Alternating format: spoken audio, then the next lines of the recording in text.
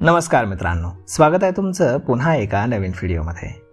मित्रांनो, टाटा मोटर्सनं आपल्या प्रवासी वाहन म्हणजेच पीव्ही आणि व्यावसायिक वाहन म्हणजेच सीव्ही या व्यवसायांना वेगळं करण्याच्या निर्णयाची अंमलबजावणी सुरू केली आहे। यामुळे आता व्यवस्थापनामध्ये देखील मोठे फेरबदल जाहीर करण्यात आले। कंपनीने गिरीश वाघ यांना व्यावसायिक व्यवसायाचे आणि शैलेश चंद्रा यांना प्रवासी वाहन व्यवसायाचे प्रमुख म्हणून नेमलेला आहे। हा महत्त्वपूर्ण निर्णय 1 महिन्यापूर्वीच NCLTने कंपनीच्या दोन्ही युनिट्सना वेगळं करण्याच्या मान्यता दिल्यानंतर घेण्यात आला आहे। नवीन व्यवस्थेनुसार येत्या 1 ऑक्टोबरपासून हे बदल लागू झालेले आहेत। शैलेश चंद्रा हे टाटा मोटर्स पॅसेंजर व्हेकलचे व्यवस्थापकीय संचालक आणि मुख्य कार्यकारी अधिकारी म्हणून जबाबदारी स्वीकारतील। त्यांचा कार्यकाळ हा 3 वर्षांचा असेल।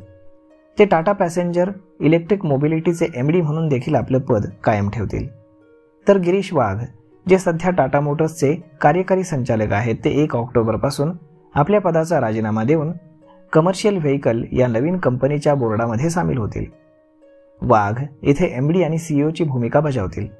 यासोबतच ग्रुप CFO PV बालाजी यांनी 17 नोव्हेंबरपासून प्रभावी होणाऱ्या आपल्या राजीनाम्याची घोषणा देखील केली आहे। ते त्यानंतर UK मधील जॅगवार आणि लँड रोवरचे CEO म्हणून पदभार स्वीकारतील। त्यांच्या जागी धीमन गुप्ता हे 17 नोव्हेंबरपासून टाटा मोटर्सचे नवीन CFO असणार आहेत।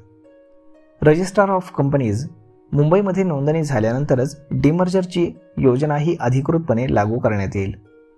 कंपनी लवकरच या योजनेची प्रभावी तारीख आणि रेकॉर्ड डेट जाहीर करेल, जेणेकरून भागधारकांना त्यांच्याकडे असलेल्या प्रत्येक एका शेअर मागे कोणत्या कंपनीचे किती शेअर्स मिळतील हे स्पष्ट होईल।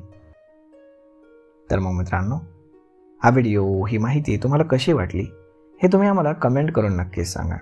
आणि जर आवडली असेल तर आपल्या जवळच्या मित्रमंडळींसोबत देखील हा व्हिडिओ तुम्ही शेअर करायला विसरू नका।